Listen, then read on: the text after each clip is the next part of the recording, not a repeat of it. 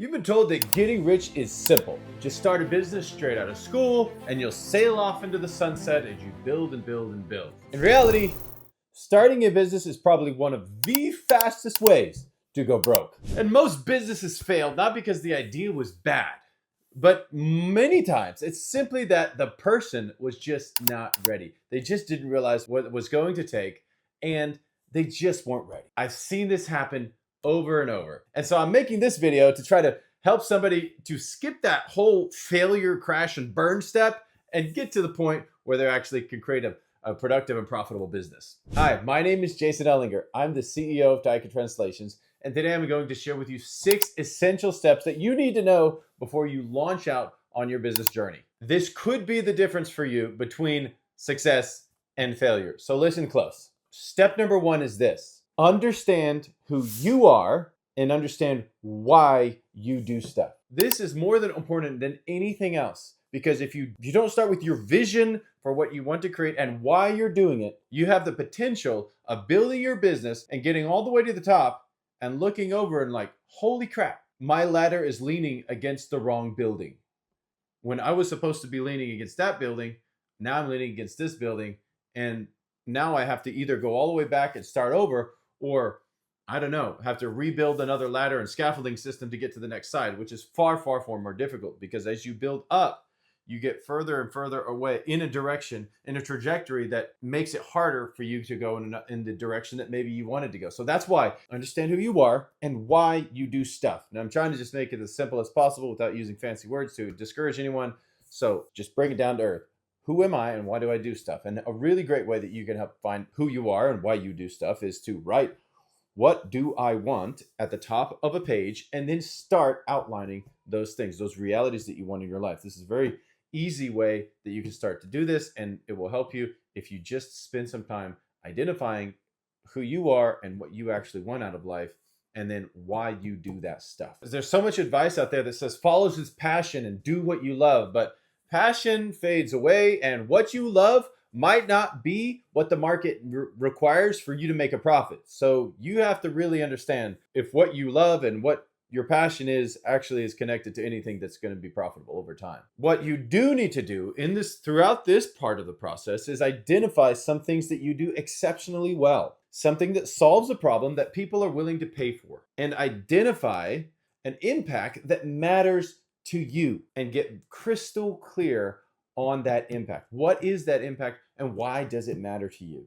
Because this will carry you through the storms of business. And I guarantee you, if you get into business in any entrepreneurial level, you will endure storms. And if you don't know why you're there, why the boat is even in the middle of the freaking storm, then you will quickly give up or you'll sink. And last but not least, in this section, you must know your story. You need to start with your story, because your story is going to be the foundational inspiration for everything that comes out of this little business that you're creating, or big one. You are going to use your story again and again and again and add to that story as you build out your business. So when you bring on new team members, you're going to tell them your story. When you give motivation, rallying cries in your company, you're going to tell us your story. You're going to add to that story as the storyline continues. And that's going to be a continual part of you building your company. The second thing you need to do is fully commit to your job that you currently have right now. Fully commit,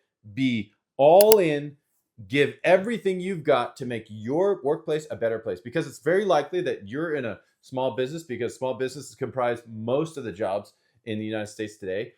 And if you do your job really, really well, that sets the tone for how you're going to be able to work in your new job. And remember, if you build a business, you're going to have to do many different jobs, especially at first. So go all in at work, do more than you have to, find extra opportunities to serve, and see what you can bring to the table and do to move the needle in your current work. And this is all about maximizing where you are right now. Every experience, every challenge, everything that you face in your current environment is something that gives you exercise to understand how you need to act as you build your business forwards.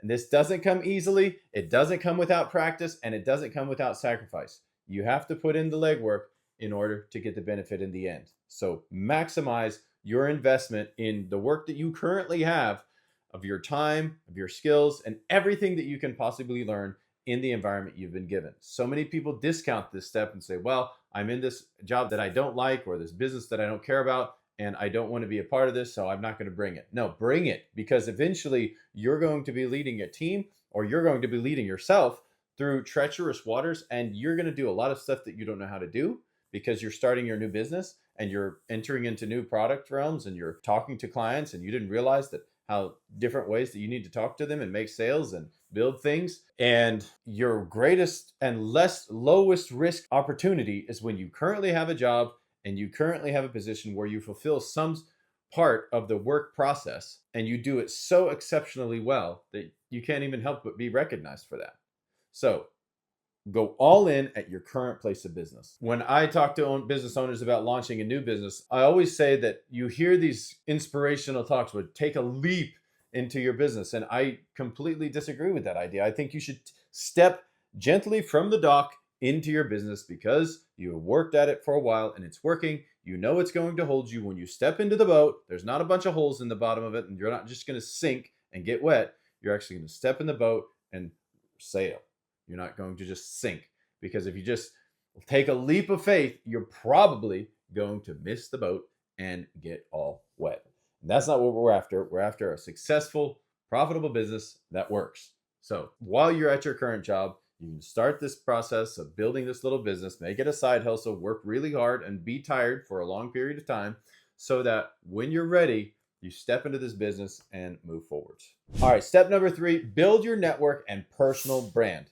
Now, there's a lot of books out there like this. One of the best books that I know of that was written by Coleman, and he talks about the proximity principle. The proximity principle, being in the place where other people are that either do the things that you do or know how to do the things that you do, or they can help you be connected with somebody who needs your product or service. Your reputation is your most valuable asset. So as you go out into the marketplace and you provide your service, or you start to talk about what you want to do and how you want to serve people, your reputation, how you've carried yourself thus far, is part of that journey. And by the way, you, where you currently work, are building a reputation. And if your reputation is for somebody who kind of shows up late and kind of doesn't do their work full way, or doesn't get stuff done ahead of schedule, and doesn't commit fully to the mission of the team and the vision of the company, you're hurting your reputation. So don't do that. That's a bad thing. Go and build your reputation where you are and show up in the areas where people are doing the things that you want to do, or that clients of the thing that you want to do are. And you need to be demonstrating that you're the professional in that area, that you can actually be a great provider of that service or that thing in that area. Building your reputation and your network is all about building your personal brand. And so if you do this well, you'll again be able to take that step from the dock to your boat, and it will carry you forwards other than sinking. And again, in this area, you need to realize something very critical. This is very, very important. And that is likely that you do not realize at this stage what the requirement is for success in your business. It's likely vastly more than you realize. When people get into business, they think, well, I get a business, I create a list, and I send out emails, or I send out these campaigns, and then people start asking me for projects and I start making money. And it's just not that way. Now, it is simple in some senses, but it is hard because you have to do so much of it, and you have to do it so consistently with such a creative twist. And you have to do this for a long time. And it takes far more effort, far more programs, far more technology, far more time than you realized. And it's vastly more than you thought. So building your reputation during this time as you begin your business is what sets you apart and helps you to begin to set the foundation for what you're going to build in the future. And it also helps you understand if you're going to be actually willing to do the work. Because if you find out that it's way more than you thought it was going to take, and you're not willing to do that, you need to find that out while you still have a job, and while you're doing this networking phase, and while you're really working on talking about growing the brand and talking to people that are doing what you're doing and that want to do what you're doing, and a lot of the clients in that space, because you may not realize how much it takes. And if you understand that, oh my gosh, I never wanted to do that, and I definitely don't want to do that, that's the perfect stage to find this out in, because then you can stop, revert back, and look at other opportunities out there. Going into step number 4 is all about identifying specific problems or services that you are uniquely positioned to solve. You can pay attention to inefficiencies in your marketplace, in the area that you live, in your workplace, in the business sector that you're currently serving. And very important in this stage is to let your mind know that it's possible for you to create more income doing something that you love, an impact that you deeply care about. And I think people don't harp on this point enough. It is possible for you to do this. And if you let yourself know that, because we're bombarded by so many messages that say you can't, you might not, you'll fail, you're crash and burn, you might not, you can't make it, the little man can't get ahead, all of these messages coming in around us all the time, you might start to believe it, that you can't win. And the truth is that you can.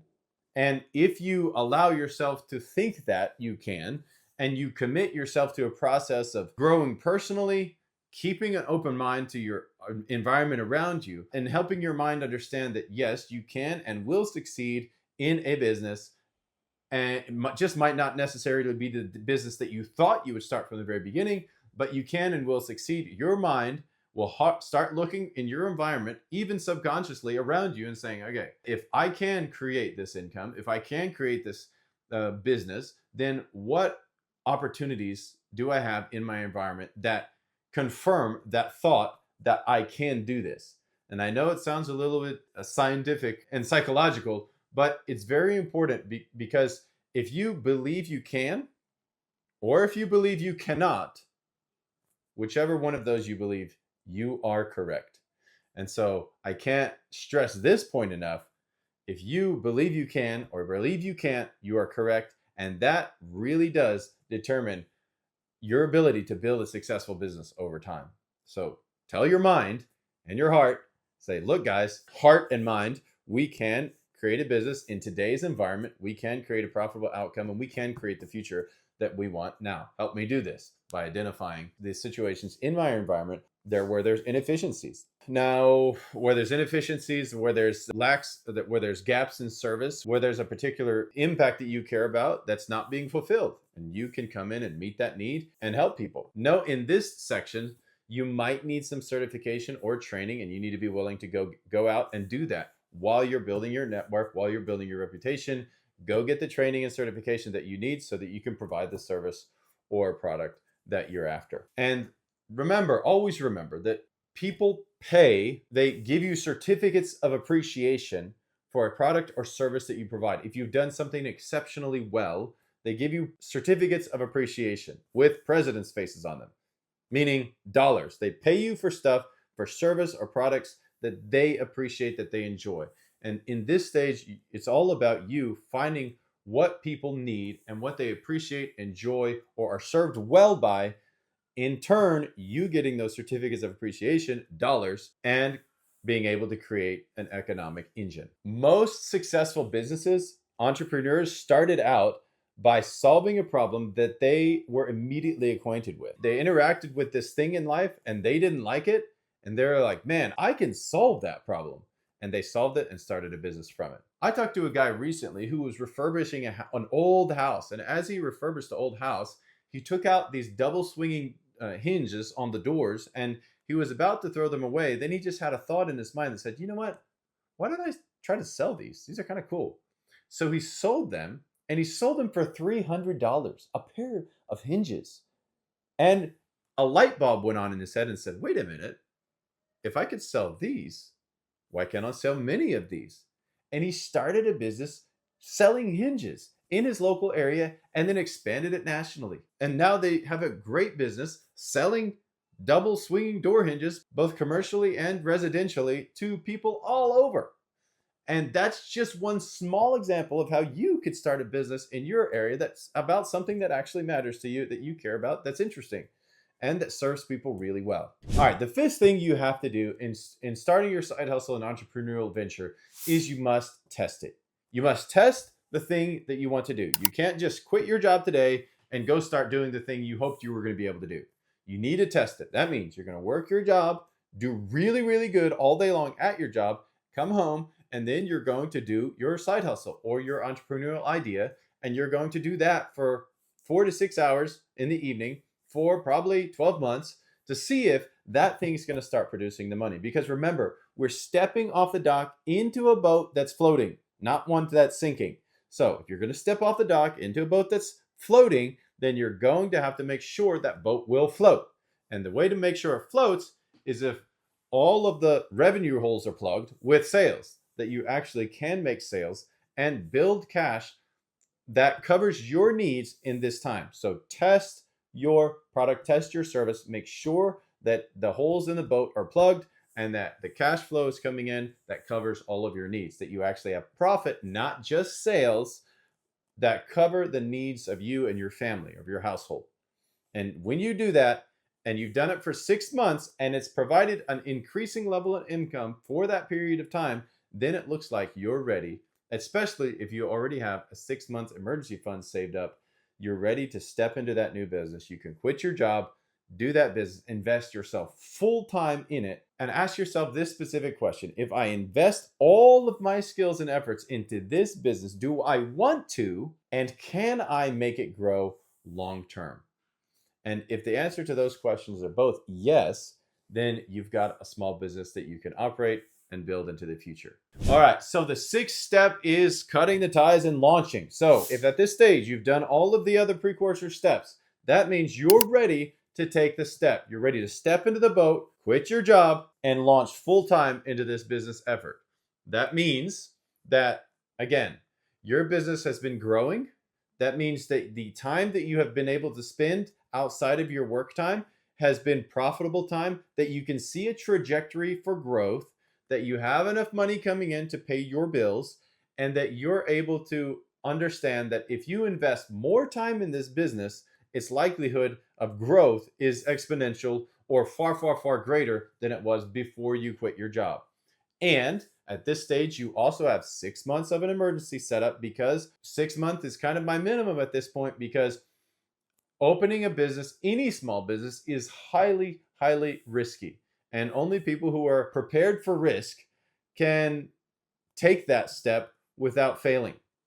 And so make sure you have the money set aside, that you have money coming in from current sales, and that you, and your best logical conclusion from the matter of you investing all of your time and effort into this business, it would create the outcome where you definitely prosper.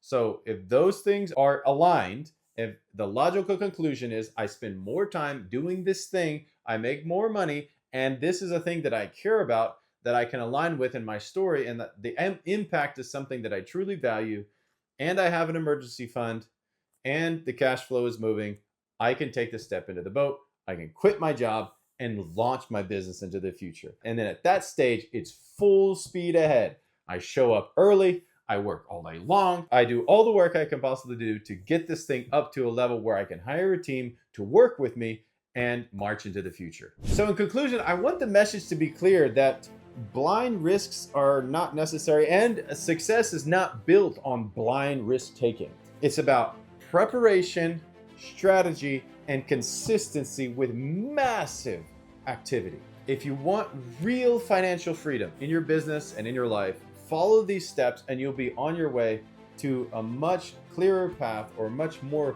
likely path of success. And you'll be able to work on building a business that lasts, that stands the test of time. And more importantly, one that you care about and that you care about the impact of. And if you found this content valuable, please share it with a friend, like and subscribe. It helps me to create more content just like this, to share my journey and the lessons that I've learned along the way, and hopefully help somebody out there grow their business, step into that boat that's already floating, and sail off into the horizon. And I'll see you in the next video.